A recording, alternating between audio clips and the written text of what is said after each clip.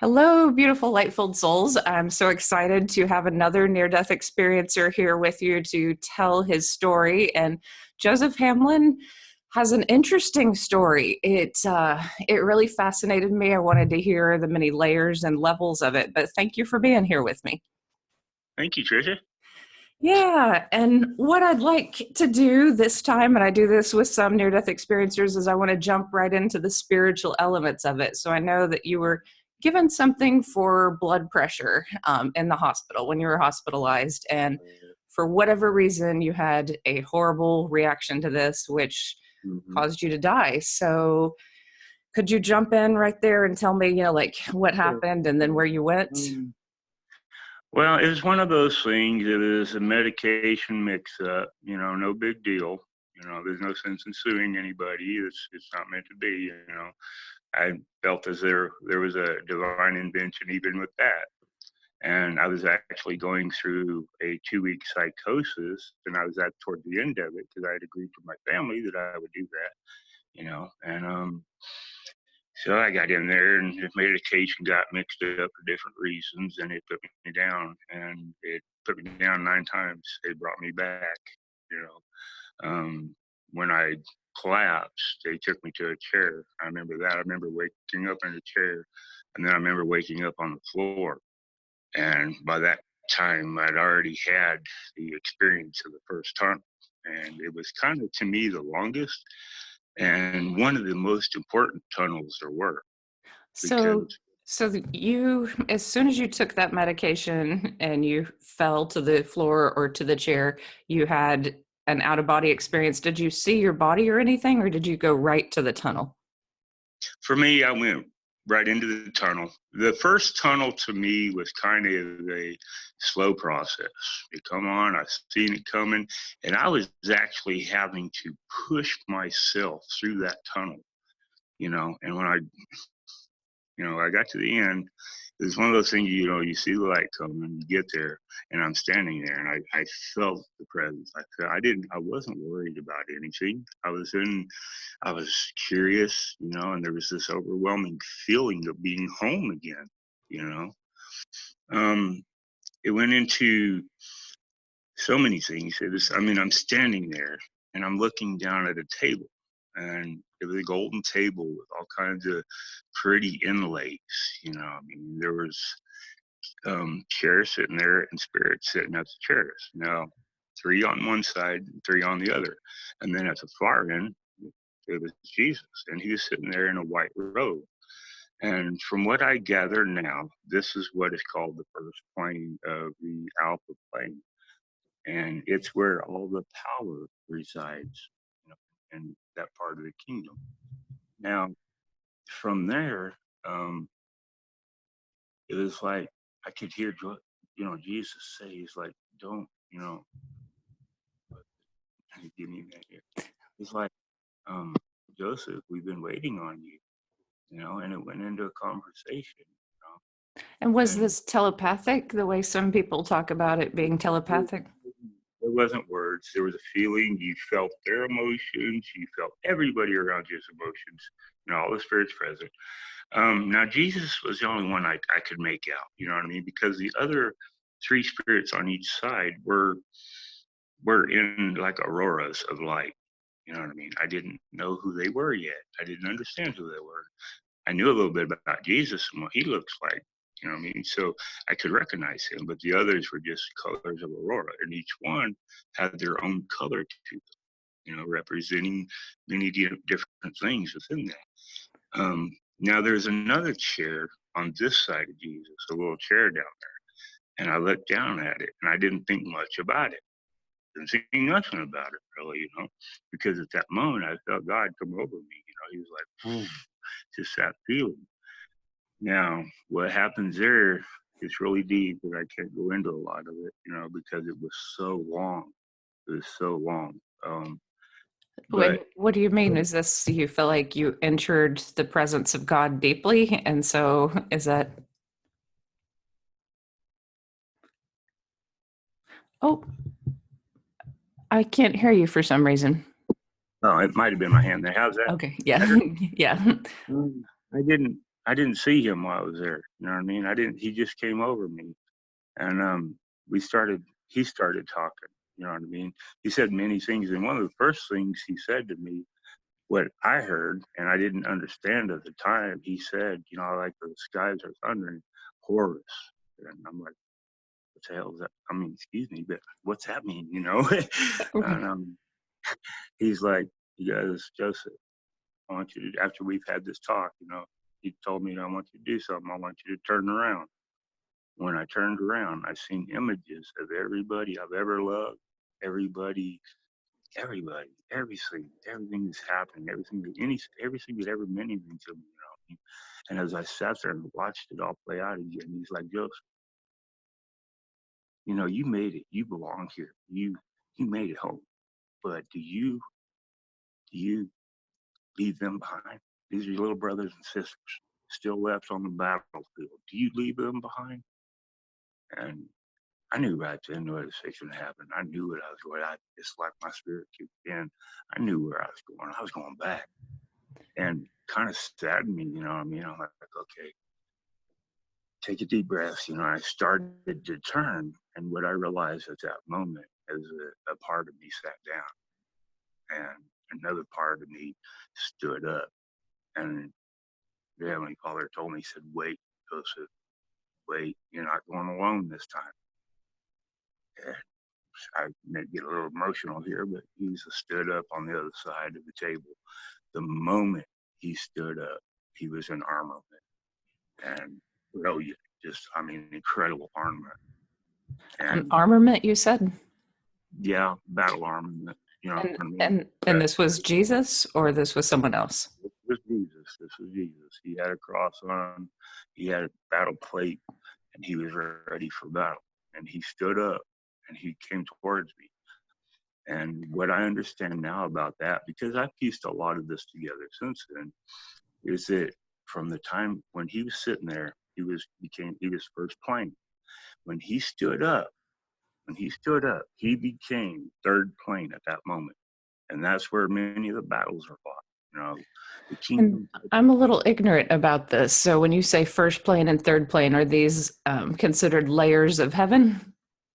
Now I understand that some things are going to be hard for people to understand, but let me see if I could paint that picture for a minute. There are 4 alpha planes, okay? There's a first plane, which is God, it's Jesus, it's the Heavenly Mother. We have the Heavenly Mother. And there are other spirits of God under Jesus, and they were the ones that were sitting at the table right there, see? So, where was I going with this? Oh, yeah. So when Jesus stood up, he was in third plane. And I'm trying to understand the difference between the planes. So the first plane is what we just normally think of as heaven, you're saying? Yeah. Imagine these members being in a castle, okay? These members that were there being in a castle, and it's God's castle, and I mean, there's the Heavenly Mother, the Heavenly Father, and then the rest are the Heavenly Family. And the castle and the grounds around the castle, you know what I mean, where they dwell, where the power dwells, that's the first plane. Okay. Out from there, imagine a landscape that goes out from there. And that's the kingdom. That's where your knights, your bishops, your spirits, your angels, your guardian angels, that's where they work.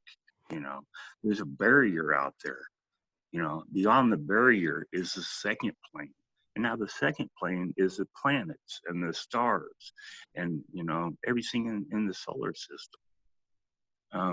Now you go on from there and you have what is called, of course, the second plane, you know what I mean, would be like the suns and the planets coming out from there. That's the second plane. Now the fourth plane would be like us, what's happening here on Earth. We are the fourth plane.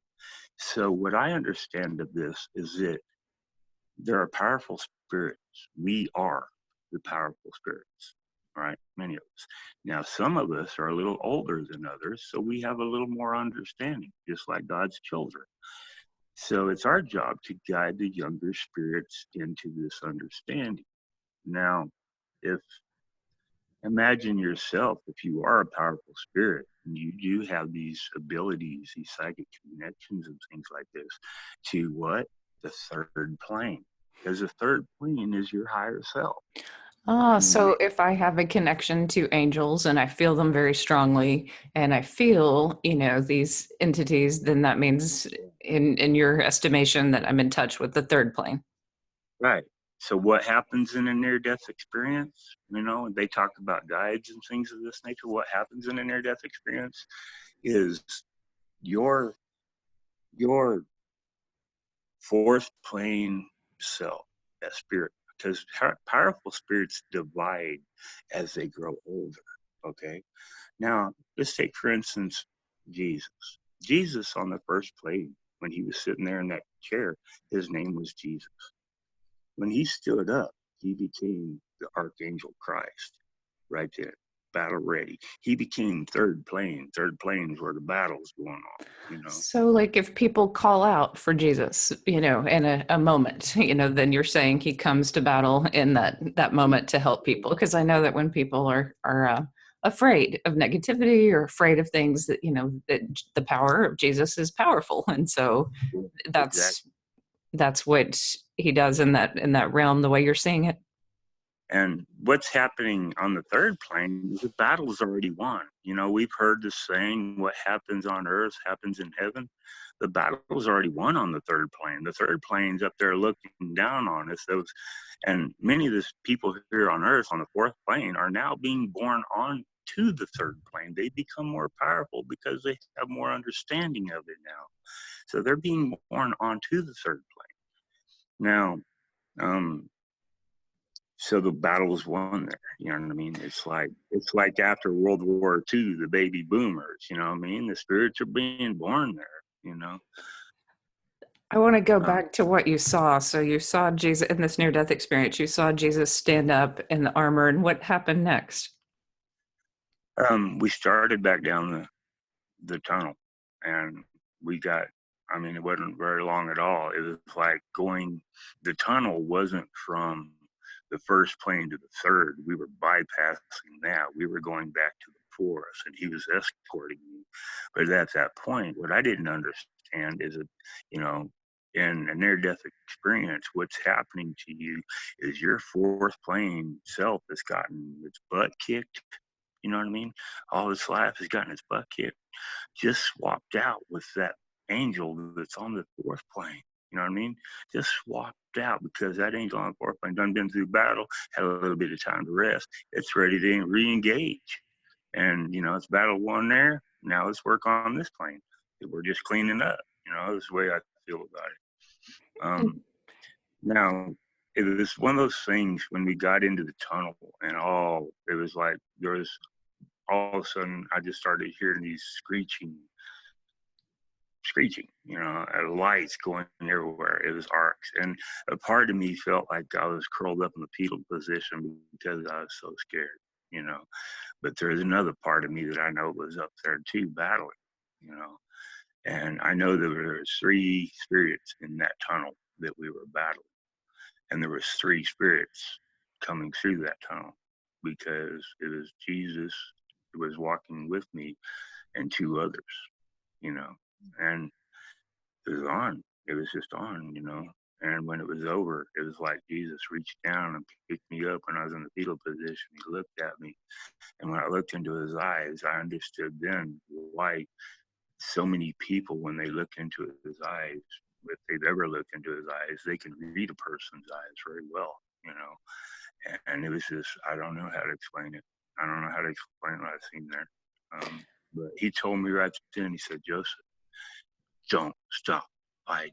And I'm like, okay, I'm thinking at the time, don't stop fighting for my life because I realize that I'm dying. You know what I mean? But I'm going back. So don't stop fighting. That's what I thought at that time. I didn't understand. And he said that he meant, don't stop fighting for everybody, not just myself. Don't stop fighting for them. That's what he meant. And a lot of times people come back with a message of love, just love everyone. And this is the first time it's not the first time, it's the second time I've heard Don't Stop Fighting. And I didn't interview someone on my channel, but I interviewed someone from on my blog who had 9 brain aneurysms. So, he died 9 times, and he kind of had a tough life in many ways. And he was shown how to be a warrior, how to be strong on that other side, because it required that of him. So you're the second person that I've heard say this. Do you think that it connects to your life in particular? I This do believe that. I believe that right now the earth is kind of like a battlefield. You know what I mean? Angels are descending. That's what's going on with the near-death experiences. The angels are descending, you know, and some angels have certain jobs. Other angels battle. Battle. That's what they do every day. They battle, and you know, just everybody fits into place. And if you think that you got to have a near-death experience to experience this, you're wrong. You just got to get in touch with yourself, because there's a part of you that's up there too. You know, there's part of each one of us. All of us are sitting up there looking down on ourselves and reminiscing about old times. is that why we feel like it's going home, you think? Because when many of us end up there, we're like, oh, I'm home finally. Like I've heard that from so many near-death experiencers. Now imagine for a minute that, people say guides, they hear guides' voices, that part of yourself that's laying up there on that bed trying to heal that fourth plane side that was just about whooped. It's laying in that bed, it's resting. But you have loved ones around you that are whispering, love you, got you, do this, that. That's your connection to up there, is yourself. Now that battle hardened part of you is down here kicking butt if you can, you know what I mean?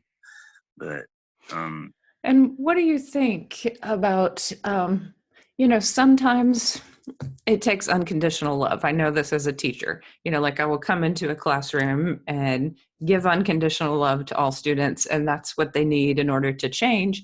However, sometimes I have to set boundaries, like when I taught in the public school with other teachers, we're not going to treat a kid this way. We're not going to do this, and so that comes down in a very strong way that other people can see as offensive, but it's protective of, a kid, or, this is not right. We do not, call people this. We do not act in that way. Is that what you're talking about battle, like teaching better behavior on this planet?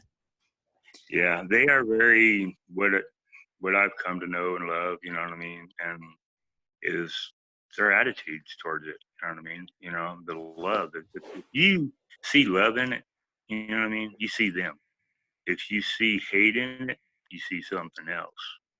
You know, and as long as it's always focused on the love, and it's them every time. Love, honor, dignity, respect, all the things that go into it. If you see that, you're seeing acts of them, and it's in everything we see around us. Every little symbol, every little sign, every color, every number, every, you name it. They have influence in what's around us, and they have been trying to get our attention for some time. And they got my attention big time, and it started with getting body slammed by Jesus, and that's another story. But you know, Jesus wants to get your attention. He will get your attention. One, you do not call the Heavenly Father what I was calling him that day, because you'll get body slammed. I mean, So back to the near-death experience. So you're descending and you go back through the tunnel. Do you wake up at some point and then go through other tunnels? now at that point, it was different. It was kind of like they were there to guide me through each one of those tunnels. When I came through that time, and they're putting me in the ambulance, I remember trying to reach down and grab hold of that belt that's on it's that belt that's on the gurney for your legs to strap you in, because you go at an angle when they're getting you up in there. And I remember trying to reach that belt, I'm struggling. But I remember that paramedic's voice, how calm he was, how he talked me through every, I mean, there was no doubt that they were influencing his words and the way he was acting, the way he was performing. You know, I'm laying there on the gurney and he's to this side of me. I couldn't see him no longer. I was staring straight up at the lights, and he told me, Joseph, look into the lights. So many people have told me, look into the lights. Listen to the heart monitor. Listen to it. Try to keep it steady.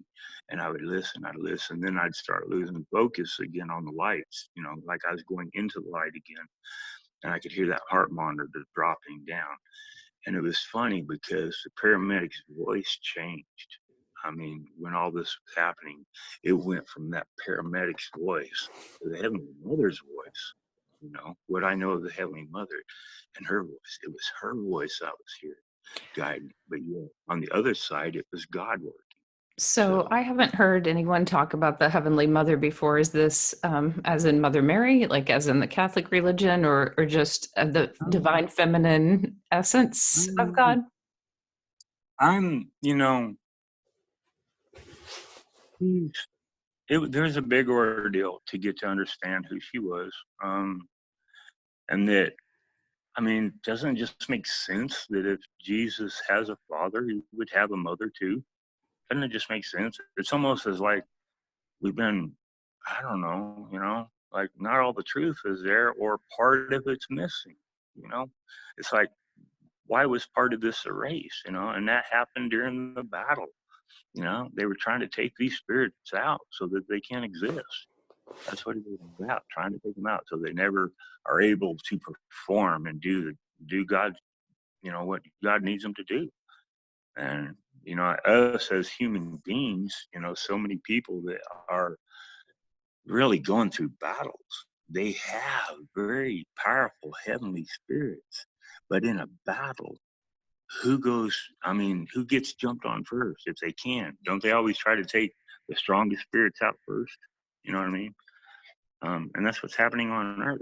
You know, with so many of us struggling, it's like that negative energy has just jumped on us. You know, and we're trying to correct for it, trying to understand it. What happened? You know, they've been fighting for us. They severed the connection between us. You know, all this negative energy, and it's not something that happened at one single moment.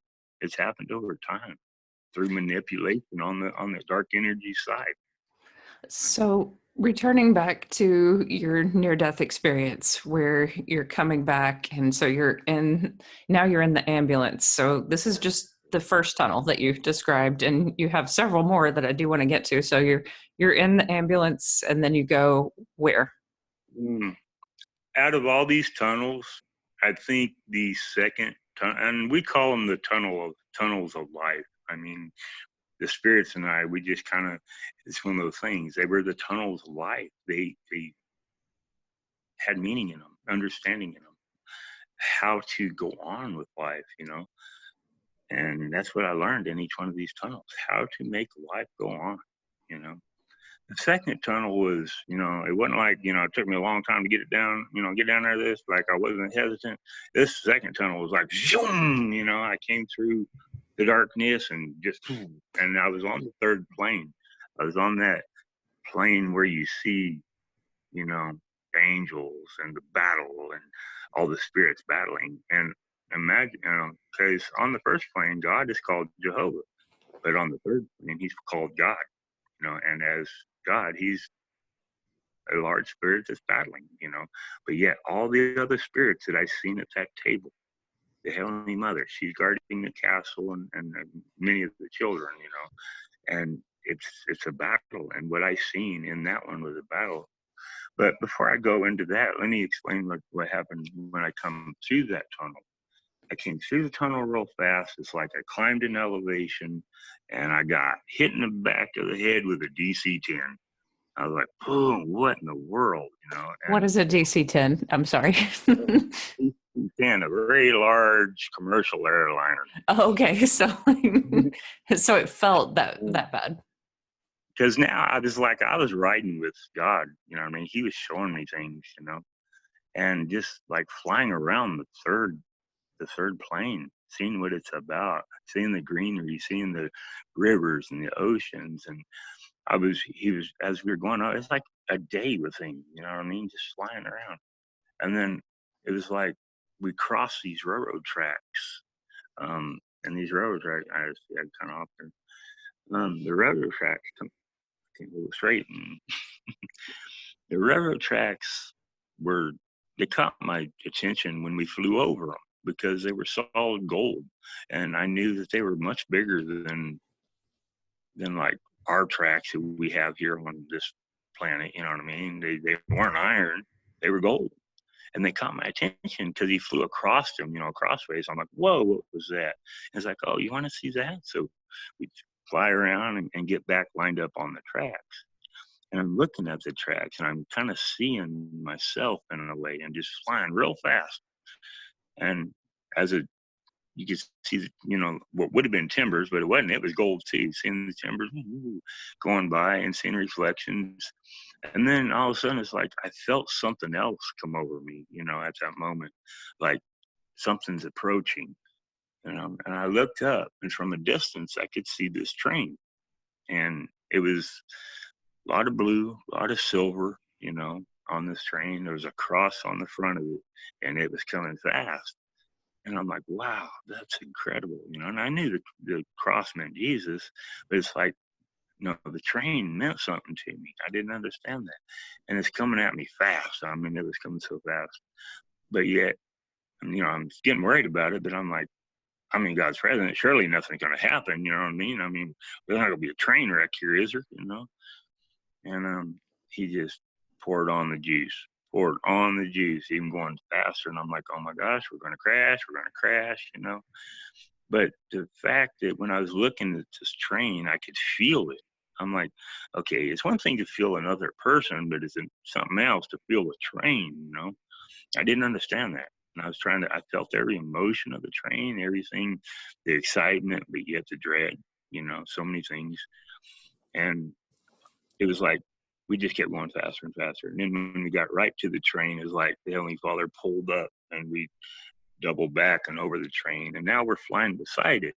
And I'm looking at it and I'm thinking, what a beautiful sight, all the landscape and this powerful train trucking through the landscape, just getting it and the whistle and caught up in the moment, And but as we watched it go across, across the landscape, it pulled into this large train station. I mean, it looked like a train station, but it was different, and it had lots of white pillars in the front of it, And as it come to a stop, it just, blowed its whistle one time, and then all these powerful spirits started pouring out of the building, out of the train station, and they were all like just beat up, bandaged up, yet dreadful, kind of like, gosh, we're so tired of battling, and but they got on the train willingly, knowing that they're going back into battle. I didn't understand that till towards the end of the thing. I didn't know where they were going, what's happening here. But it was like at that time, it was like Heavenly Father going from a DC-10 to a stabilized human being standing there, but still looking down on the train. It was like, I mean, I don't know. It's So hard what does the train represent? It's taking souls like who are reincarnated, who are coming back and then going back up, or what? That part's coming. This is the part that got me. It's like, Okay. It took off again. You know what I mean? After all the spirits were on, it took off again, and it started chugging along, and it was gaining speed. And then from that point, I could see the Heavenly Father bring a sword down in front of it, and lightning shot out of the sword and hit the side of the train, like to build a fire in the boiler of it, so it could pick up more speed. And I'm like, wow, what's going on? Why is this thing going so fast? And then I kind of caught a glimpse and I looked over. It's like I could see the darkness approaching. I could see the invading armies coming, And as that train is coming on, it was like I started seeing all these spirits coming off of them like a V wedge, something that you would see in a Templar night movie, same formation, and they would come in there and they just started kicking butt. But I mean, it was like you could see all these heavenly spirits fighting. You could see other spirits, like the spirits at the table that were so large on the third plane, But seeing out of the Heavenly Father's eyes, I couldn't see myself. You know what I mean? It was just one of those things. And as that train is coming in, it's fixing to hit the darkness. I'm like, my goodness, it's going to sure tear the heck out of some of them dark spirits, you know.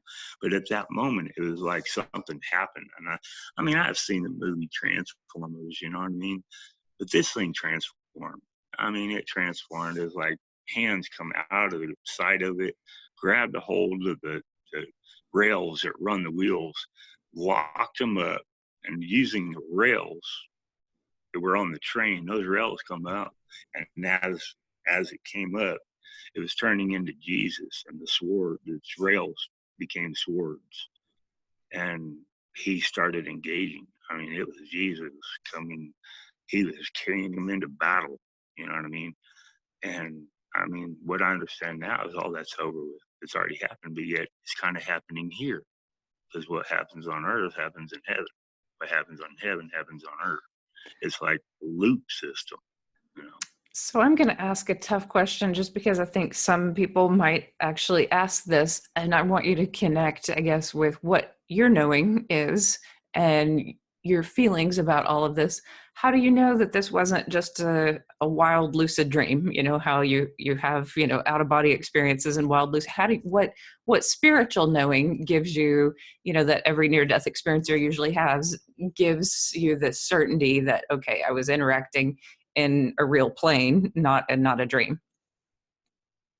Still talking to him, you know, still talking to him constantly. It's not one of those things where I got to run and jump in medication. They never leave me. I don't have to focus on meditation. If I want to ask a question, I ask it. Many times their answers don't come in words that you hear in your subconscious. They come in the things you see around you.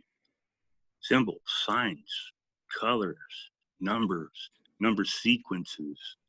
It's being able to pay attention to all that. You know, my entire life, I look around, it's like something, I'm missing something here, missing something. Something's going on. I keep catching these little boom, boom, boom. Oh, coincidence, coincidence. You know what? Coincidence doesn't happen this much. What in the world's going on here? And through the not only the near-death experience, but the psychosis. I mean, the psychosis is a spiritual event that needs to be understood, you know. Yeah, so I don't understand this, but I have talked lately, and maybe it was in preparation with talking with you, but I have talked with some people who have been institutionalized and have had a psychotic breakdown, and it can be the beginning of like opening up spiritually or changing one's life. I've heard, you know, from people. So is that what you're leading toward? Is that... Yeah. That's another thing too, you know, and this is why I say that you don't have to have a near-death experience to have this happen, because, you know, before even the psychosis, my entire life, well, there's some really strange things that happened to me as my childhood that I had to look back on now and realize that that don't make sense, you know. How did I survive that? How did I survive that? And then now I look at it, and I've had visions throughout my life, not only at night, but during the day, visions of things that I didn't understand, you know. I'm like, where are these ideas of this technology coming from? We don't have this. We've never had this. Where's it coming from? And it bugged me, you know. So at the time of the psychosis, not only was I trying to understand you know, what was happening to my family, that I was so upset about so many things going wrong in the world, I was also trying to figure that out. You know, my conscious and subconscious was trying to connect. We were trying to figure that out, you know. And even those were leading me up to both the psychosis and the near-death experience, getting me ready for it, you know. Yeah, so with that, I guess I want to go back and I want to talk about the knowing, you know, like the spiritual knowing. So, you know, when you encounter a spirit like Jesus and you know the spirit to be Jesus, how did you know this? Like, I mean, there was just no doubt, you know, when you encountered him. Is that... When you're there, you know everybody's names. When you're coming back, you forget You know what I mean? Hmm. And, you know, that's the part. Now, the thing about the near-death experience is, and the reason that so many people can't remember when they come back, what happened while I was there. They remember bits and pieces. The moment you were coming back, you got attacked again. You got attacked again, just like I got attacked again. But, you know, and before that, well, all the spirits were in battle. You know what I mean? There wasn't nobody, you know, I mean, so many spirits just didn't have the help, assistance that they needed.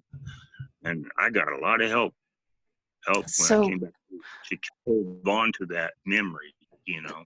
so my experience was a little different from yours, and my experience is a little more common, you know, by not seeing this battle necessarily.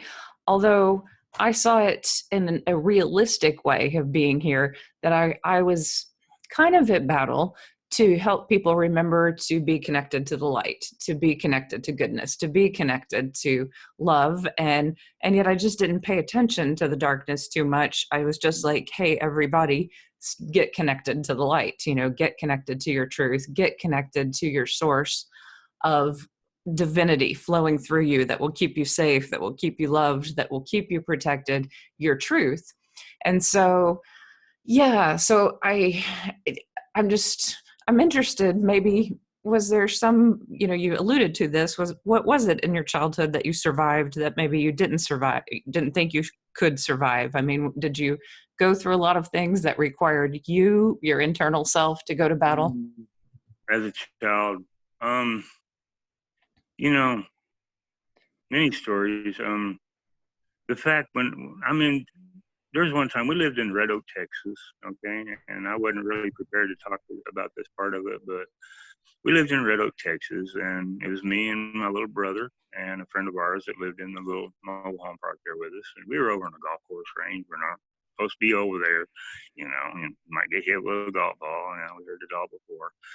But we're running through the woods, and we're real close to a pond, and we're playing like G.I. Joe or something, you know. And I was ahead of them, and I went down to climb underneath this barbed wire, right? And when I did, I stood up and curled up in a tree.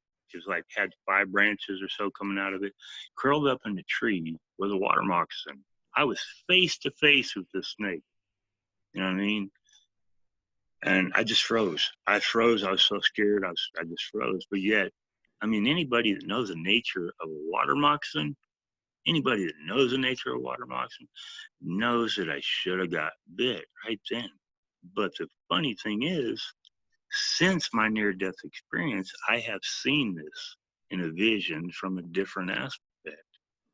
And I seen at the time I was down there on my hands and knees, face to face with that snake.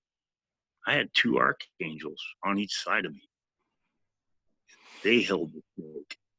And Hmm, then interesting. I was like paralyzed. But when I was released, it was like so was a snake. Snake got somewhere, and so did I. You know. But Interesting. Interesting. Which I have a correlating story, and maybe that's why you told this story. But when I was 9, I had a horse, and my friend had 2 pastures, and her grandfather had 300 acres, and his friend had 300 acres. I got down to open a barbed wire fence, which was in a kind of a swampy area. 2 water moccasins were coming straight at me, hard and fast, in this swampy area. So they were coming for me. My horse was free, so she could have run off. She decided to kill them. So she reared up and jumped on the snakes and killed them, you know, as they were coming for me. And then she was scared to death. You know, she went aside and was shaking.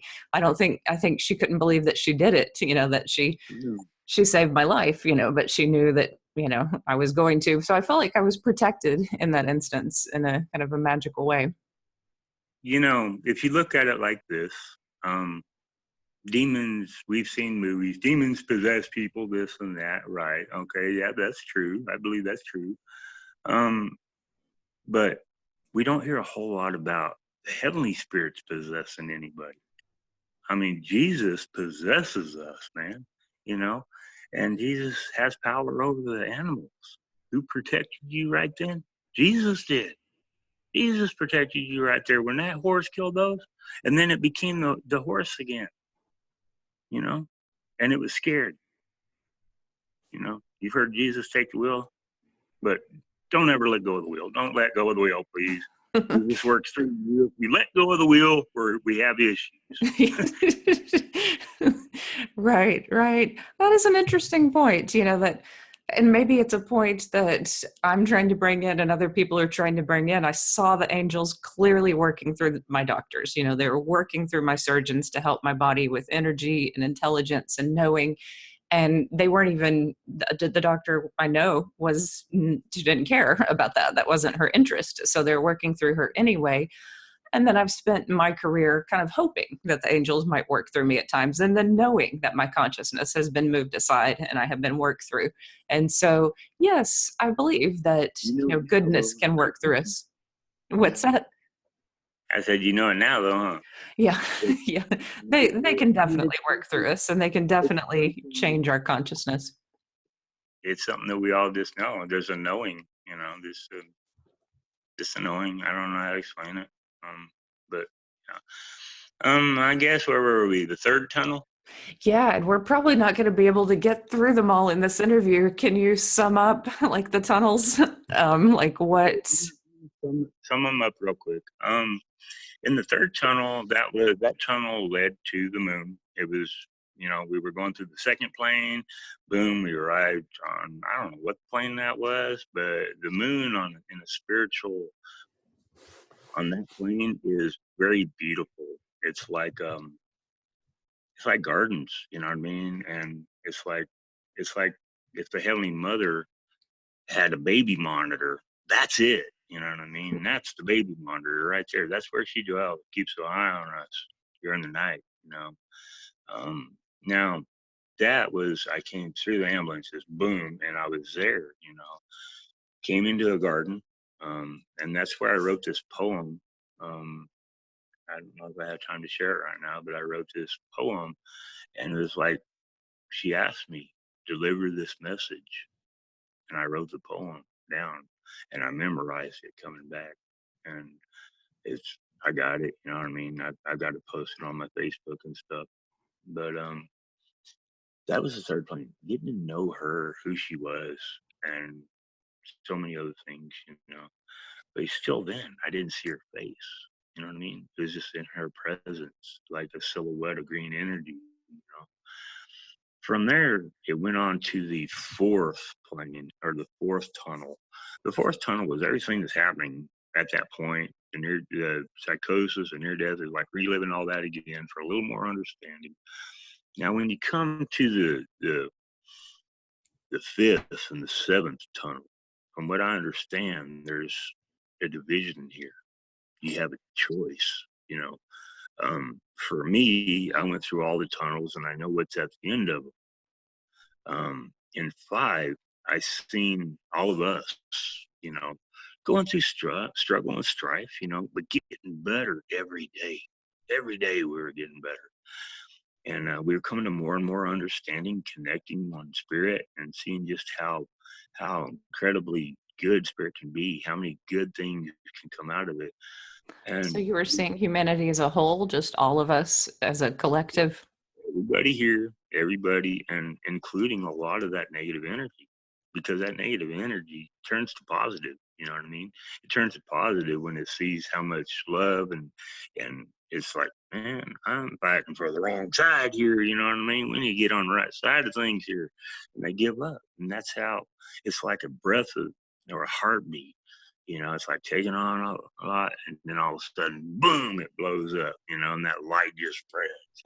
But it's you have to have negative in order to have positive growth, right? And it's a balance. We know the yin yang, we see the balance and things, and that's what the spirits are trying to do now, is bring that balance back. So in the fifth tunnel, that's what we were doing. We were making it all happen. In the sixth tunnel, we were healing from the fifth tunnel, right?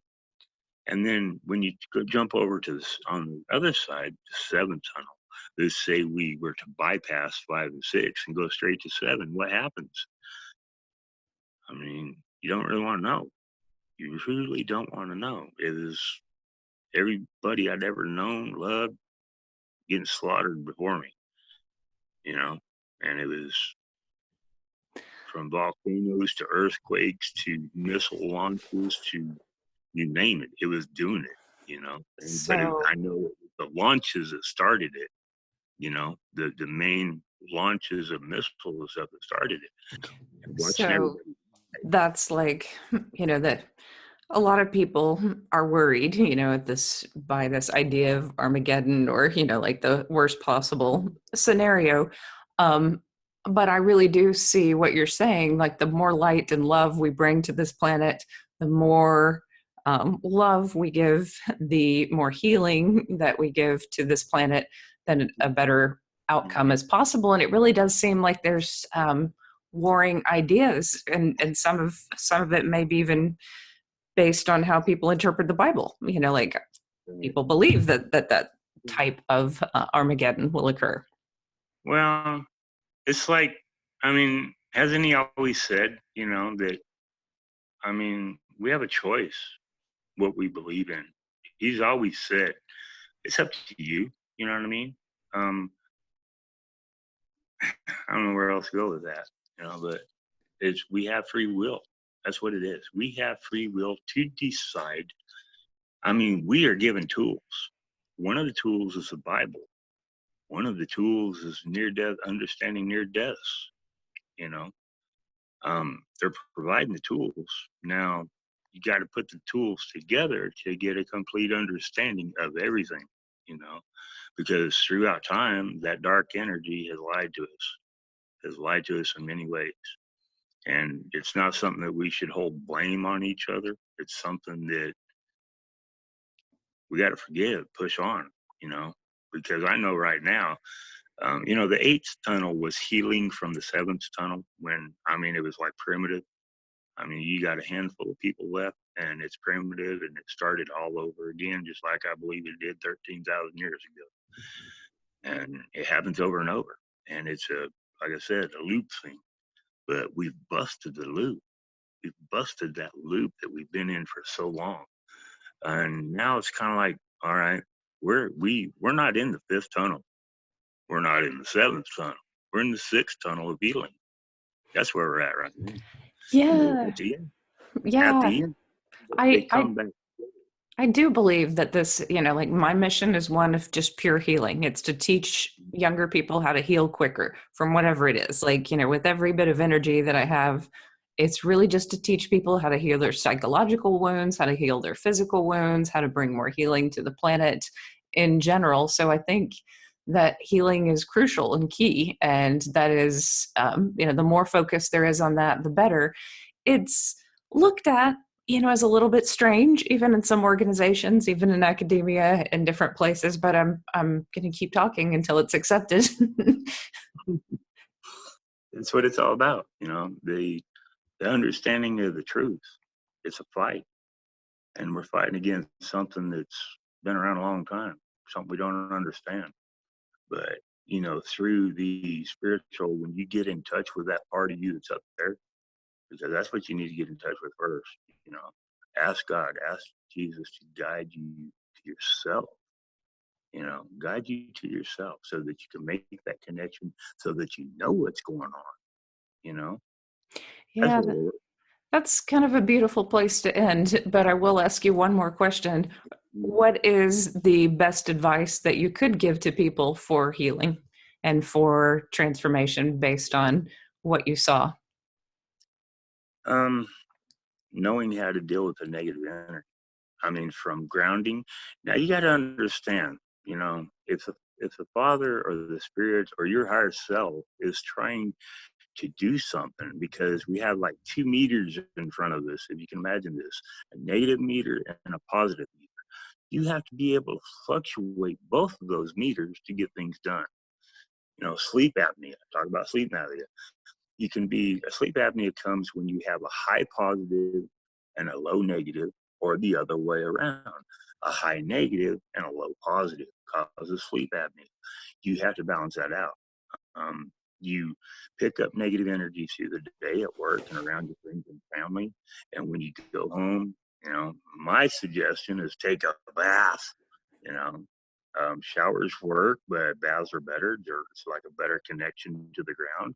You know, when you let all that water out, that better connection drains that negative energy out of you for the day. You know, and I've heard so many people that have died from heart disease and died in their sleep. Why? Because all that stuff that they picked up, they didn't discharge before they went to bed, that it focuses on one particular part of the body.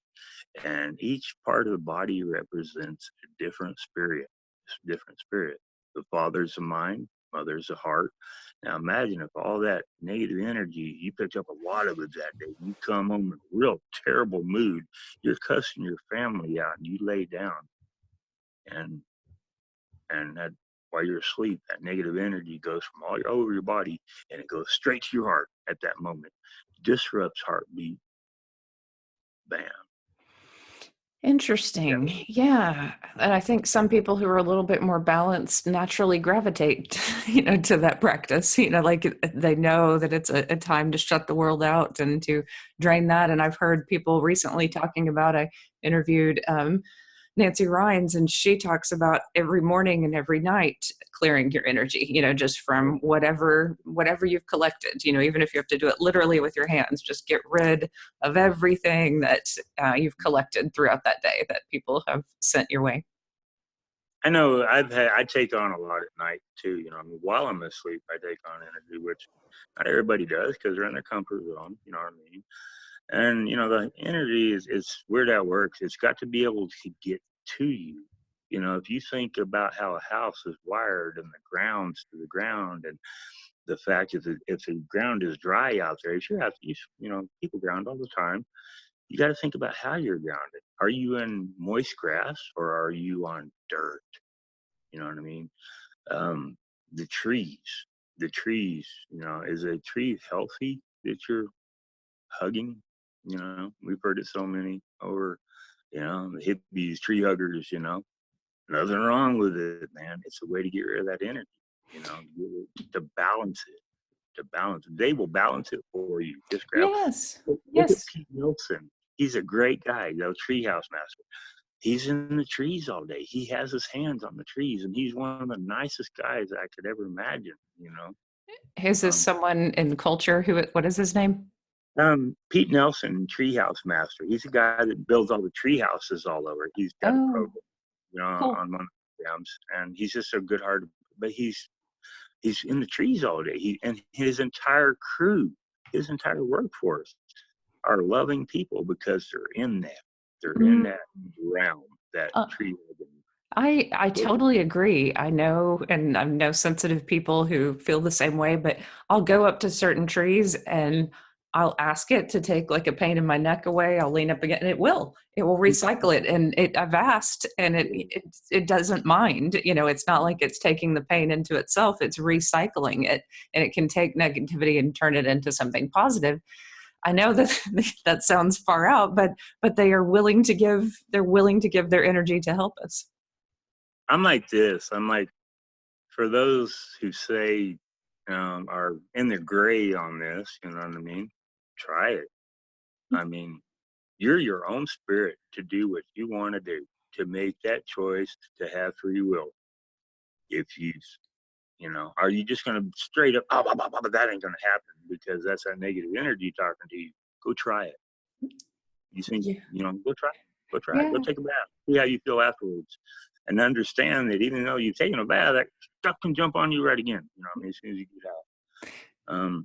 Go out, trick them sometimes, when they don't expect it, grab a tree right when you're walking by. What? They weren't expecting that, were they? And, yeah. The spirit, Yeah. when you do that, they can help you because they pull that out of you. Yeah. So There's there's great wisdom that can be found by just sitting in nature, by just sitting under a tree, by talking to the world around you, by soaking it up. And I know that there's great peace that people can find simply by being in nature. And they know it, like many people realize it the minute their feet hit the earth. But yeah, that's beautiful, beautiful insights. Well, thank you for talking with me, Joseph. And I really do appreciate it. If you have any questions, holler at me. All right.